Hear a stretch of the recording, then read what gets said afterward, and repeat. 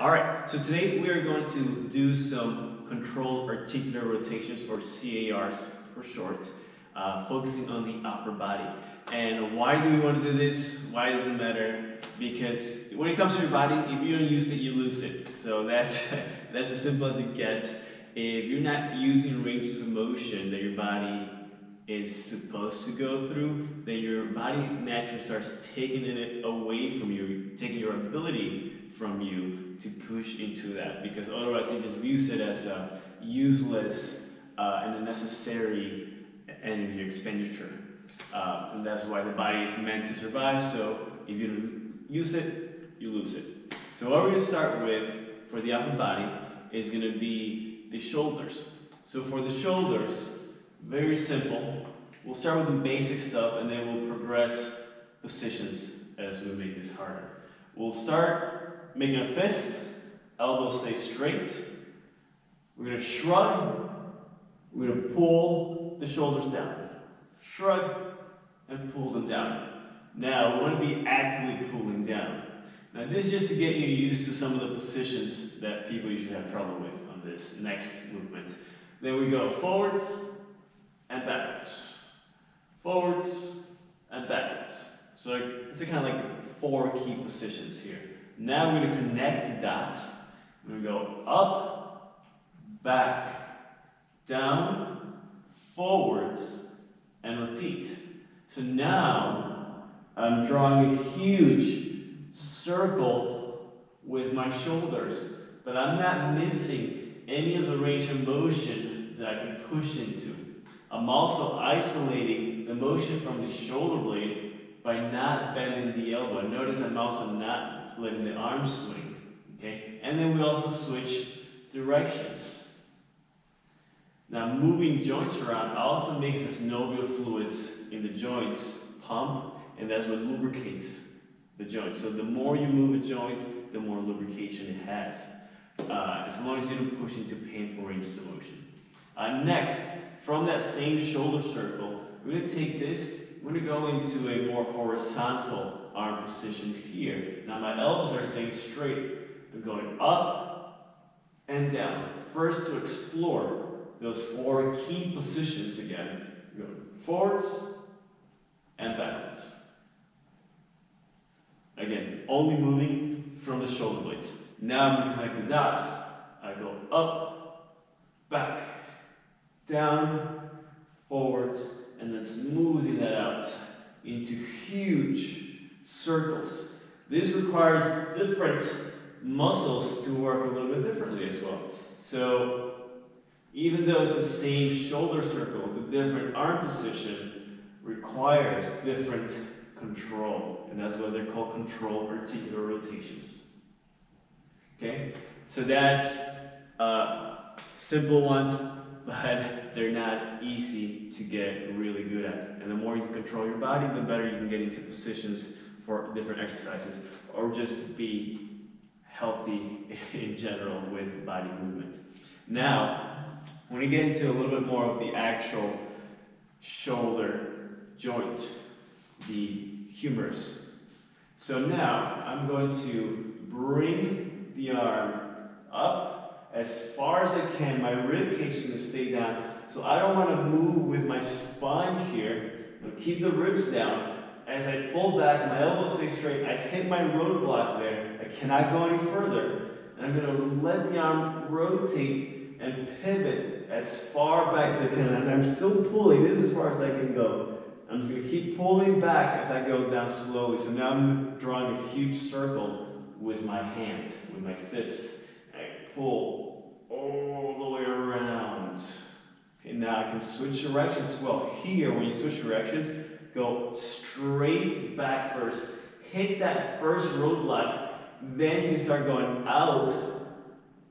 And I come up, rotate. Notice my hand turns as I come around. One more time, I go straight back. I let that start rotating. And then I come back up. Okay? Avoiding twisting and rounding and arching of the spine, because we want to isolate at the shoulder position. So now Now we have some basics ones there. We need to also incorporate some in position axial rotations. I can take my both arms out. I can do it with one arm at a time as well. Now my palms are going to be open. I'm going to rotate, keeping the arms at shoulder height as far as I can here. Rotate, rotate, rotate. And then I rotate the other way and squeeze that, moving from that humerus part of the shoulder joint. Rotating, squeeze, and then rotate the other way.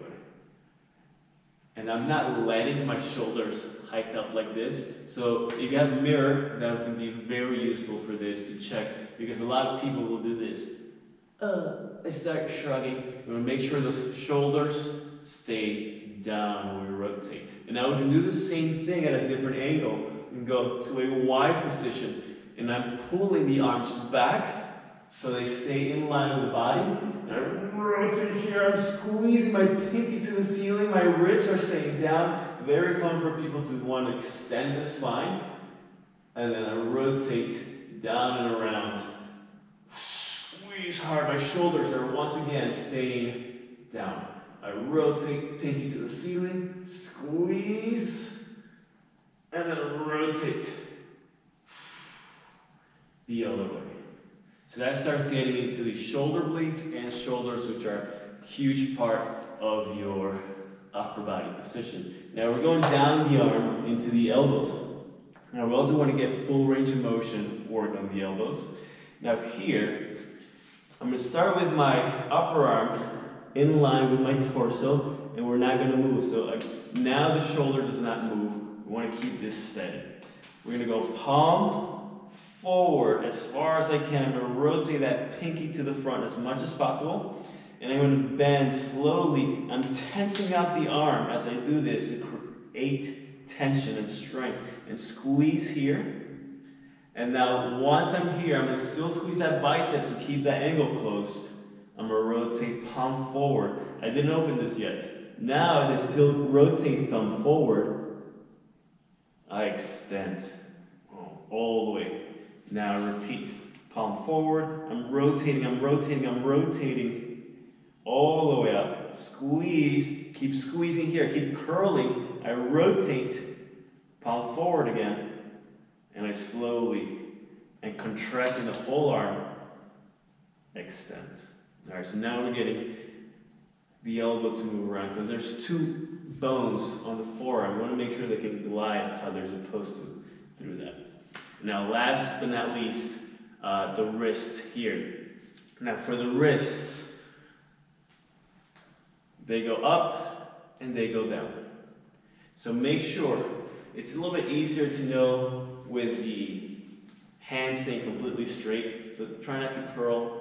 Pull back, palm towards the forearm, the elbow stays straight, and then pull the hand up and back. And really fight here to pull the fingers back. People are going to start doing this. Don't let the knuckles bend. Pull the fingers back to you. And then palm down and towards you. Squeeze. All those forearm muscles are going to contract. And then up. Squeeze there. And then we're going to go sideways. We're going to go in and out. In and out. No movement up here. Now we can do the same thing we did with the shoulder, where we create the circle, but make sure this does not move. So if you need to, you can grab onto your forearm to make sure it doesn't move. And I'm just going to go up. I'm going to connect the dots to the side, down, to the other side. This is the harder one because there's not as much range of motion. And then we go straight up again. So I'm drawing a huge circle with my fingertips, moving the wrist through its full range of motion. And then I'm going to switch directions. Again, I'm doing the movement very purposefully, mindful. I'm not going fast through this. We need to go slow to make sure we push into every angle as much as we can. And that's it. Now, if you really wanted to, You could get crazy with the fingers as well, but those are the biggest joints of the upper body. And getting some shoulder blade, elbows, and wrists. So stay tuned for the next one.